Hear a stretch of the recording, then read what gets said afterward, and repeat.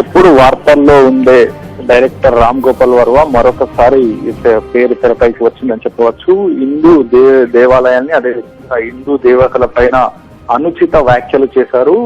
ఒక మతాన్ని యొక్క విశ్వాసాన్ని దెబ్బతీసేలా ఆయన వ్యాఖ్యలు ఉన్నాయి. ఒక మతానికి సంబంధించినటువంటి ఎవరైతే ఉన్నారో వారి విశ్వాసాన్ని కూడా రామ్ గోపాల్ వర్మ దెబ్బతీశాడు అంటూ మల్కాజిగిరి 10th MM కోర్టులో ప్రైవేట్ పిటిషన్ దాఖలైంది. దీన్ని పరిశీలించినటువంటి Malkajgiri 10th MM court Ram Gopal Varma పైన IPC సెక్షన్ 295A కింద కేసు నమోదు చేయాలంటూ కుషాయిగూడ పోలీసులకు ఆదేశాలు జారీ చేసింది. దీంతో కోర్టు ఆదేశాలతో ఇవాళ లేదంటే రేపట్లోగా కుషాయిగూడ పోలీసులు కేసు నమోదు చేసే అవకాశం ఉంటుంది. ఎవరైతే ప్రైవేట్ పిటిషన్ దాఖలు చేస్తారో ప్రైవేట్ పిటిషన్ కూడా కుషాయిగూడ పోలీసులు నోటీసులు ఇస్తారు. ఏ విధంగా హిందూ మతం యొక్క సెంటిమెంట్స్ దెబ్బయిన్నాయి, రామ్ గోపాల్ వర్మ అనుచిత వ్యాఖ్యలు చేశారు అనే దానిపైన ఆ పిటిషన్ నుంచి కుషాయిగూడ పోలీసులు వాంగ్మూలాన్ని రికార్డ్ చేస్తారు. వాంగ్మూలాన్ని రికార్డ్ చేసిన తర్వాత డైరెక్టర్ రామ్ గోపాల్ వర్మ కూడా కుషాయిగూడ పోలీసులు నోటీసులు జారీ చేసి ఆయన యొక్క సంజాయిషిని కూడా తీసుకునే అవకాశాలు ఉన్నాయి.